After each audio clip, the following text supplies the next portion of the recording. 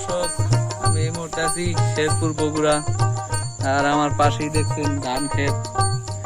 এদিকে ধানগুলো খুবই সুন্দর লাগে আমার কাছে। আপনাদেরকে সাথে আছে আমার ছোট্ট একটা বেয়াই, খুবই মজার লোক। সে আমাকে ভিডিও করে দিচ্ছে, ছবি তুলে দিচ্ছে। এই যে দেখেন কত সুন্দরভাবে ধান হয়ে রয়েছে, কতই না সুন্দর। বগুড়াতে না আসলে বোঝাই যাবে না যে এত সুন্দর বগুড়া।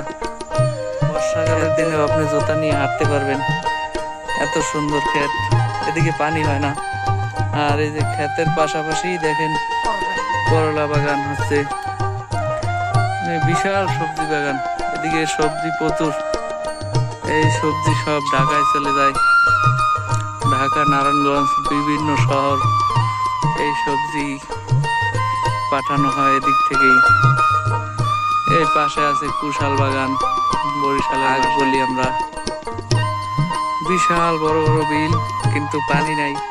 আপনাদেরকে আমি যদি দেখাই, এই যে ক্ষেতের ভিতরে কোনো পানি নেই, শুকনা। পানি দিতে হয়, কল বসানো আছে। এই যে একটা ঘর দেখা যাচ্ছে, এরকম কিছু দূরে দূরে কল বসানো আছে, এগুলো দিয়ে পানি দিতে হয়।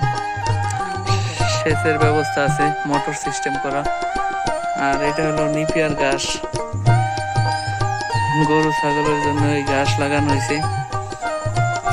হলুদ, তারপরে যে কোনো সবজির জন্য বগুড়া বিখ্যাত। এখানে এই ধান ওঠার পরে এই জমিতেই আবার সবজি লাগানো হবে। খুবই সুন্দর লাগতেছে। আর এই জায়গায় ধানের ফলন অনেক ভালো। এখানে হলো শতক হিসাব জমি, 30 শতক জমিতে 18 মণ ধান হয়।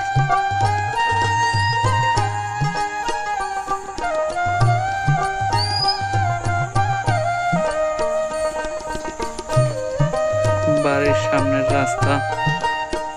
এই জায়গা হলো আমার বড় বোনের